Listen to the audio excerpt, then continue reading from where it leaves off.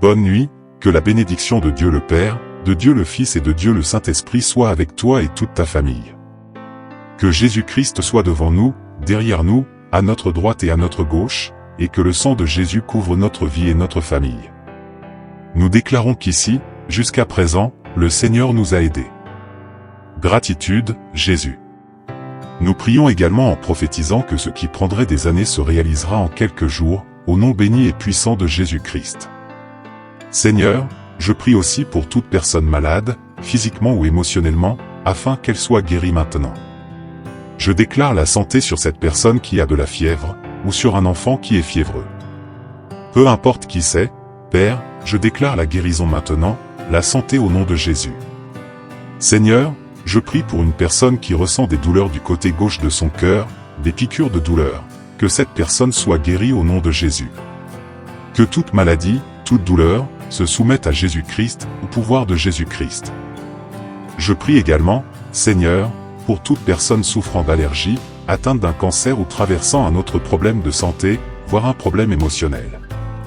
Que la guérison se manifeste dans la vie de cette personne, une guérison totale et complète, de la tête jusqu'à la plante des pieds.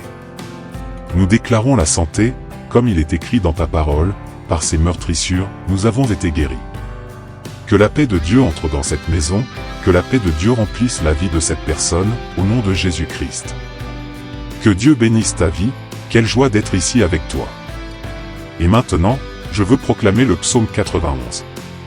Pendant que je le déclare, laisse ici dans les commentaires 3 demandes précises que tu souhaites voir réalisées avant la fin de l'année.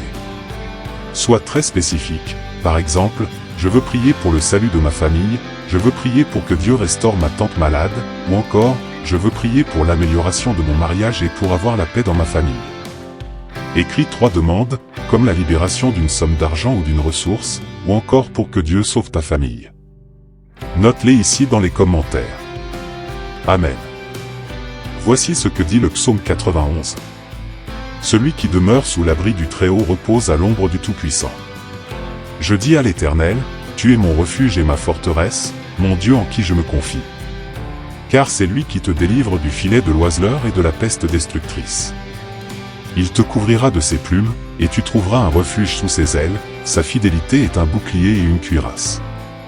Tu ne craindras ni les terreurs de la nuit, ni la flèche qui vole de jour, ni la peste qui marche dans les ténèbres, ni la contagion qui frappe en plein midi. Que 1000 tombent à ton côté, et 10 000 à ta droite, tu ne seras pas atteint. De tes yeux seulement, tu regarderas, et tu verras la rétribution des méchants. Car tu as fait de l'Éternel ton refuge, du Très-Haut ta demeure, aucun mal ne t'arrivera, aucun fléau n'approchera de ta tente. Car il ordonnera à ses anges de te garder dans toutes tes voies, ils te porteront sur les mains, de peur que ton pied ne heurte contre une pierre. Tu marcheras sur le lion et sur la vipère, tu fouleras le lionceau et le dragon. Puisqu'il m'aime, dit l'Éternel, je le délivrerai, je le protégerai, puisqu'il connaît mon nom.